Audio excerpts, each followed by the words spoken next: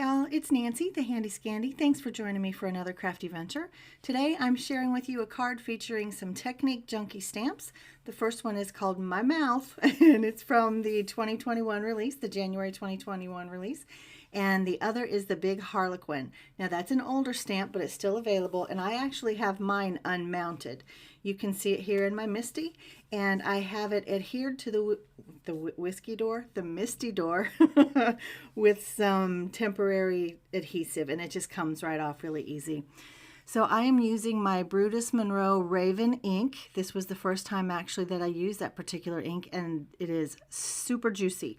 But I have trouble lining my stamp up now that I want to stamp the second half of my Argyle, because a Harlequin or an Argyle is made from a Harlequin. So anyway, moving on, you're going to see my process. I have a hard time trying to line this up. I want the points to meet, which I never actually meet that goal, but I get close enough for me because I often don't do things quite right, and so I come up with creative ways to mask and to camouflage, and so that's pretty much what I've done here.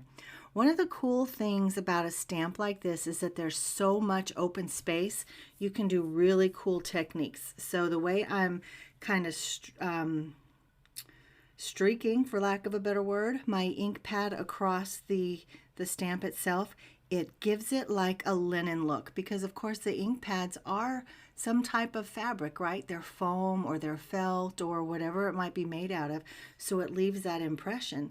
You can also take other stamps, you can take stencils, and you can do a relief where you can stamp right on the image itself.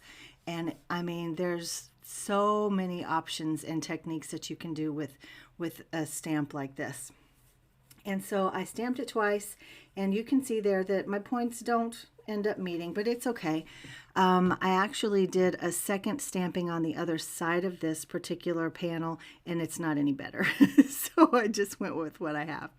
So I trimmed it down so that it would fit my slimline card base. And here I'm just using my Quickie glue pen, and I'm making stripes right across my Harlequins, and this is what's going to create that Argyle effect. So I use, like I said, the Quickie glue pen. I've got my T-square, and while that glue pen is still wet, I quick pull out my embossing powder, and I have the Brutus Monroe detailed embossing powder in the color Spiced Ginger. Now this is going to look like I have a total mess, but just the nature of these Brutus Monroe embossing powders, that's a fine, fine glitter. It's only going to stick where I have the glue pen down, and all the rest of that will wipe right away when I'm done heat embossing. It looks like a total mess, I get it, but it's not. It's very deceiving.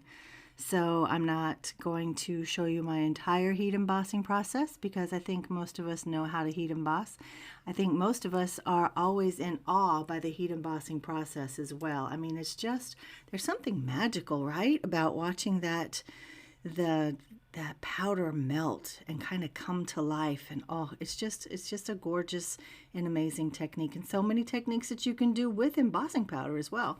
This is just simple, down and dirty.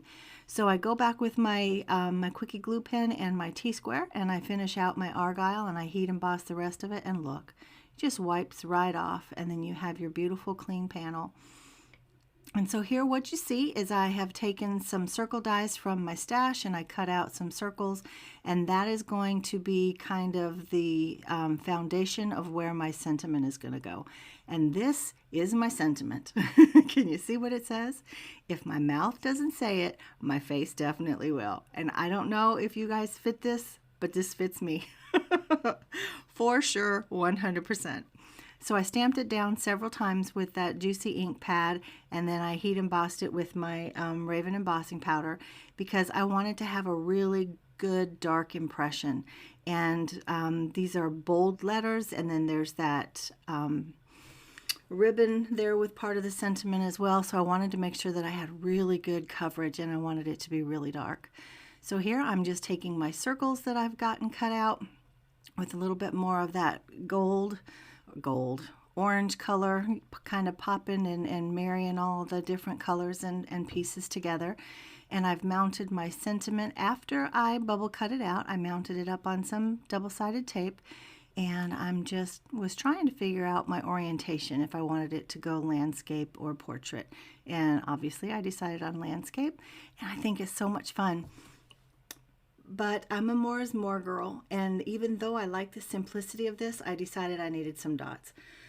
So I have these Nouveau crystal drops, which I almost never use anymore, but these are in the color Ripened Pumpkin. They're a gloss, they're a crystal drop, and I just added some in those special places, kind of where where the lines overlapped and right in the middle, and I'm just tapping it down on the lid of the bottle, and it kind of flattens them back out, and there's the finished card. It was quick and easy and fun.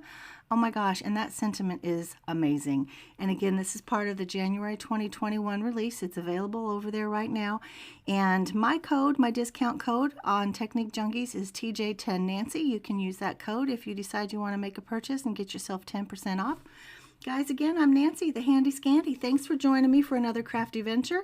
If you would like, subscribe, ring the bell, leave me a comment downstairs, and I'll be seeing you again real soon. Thanks. Bye-bye.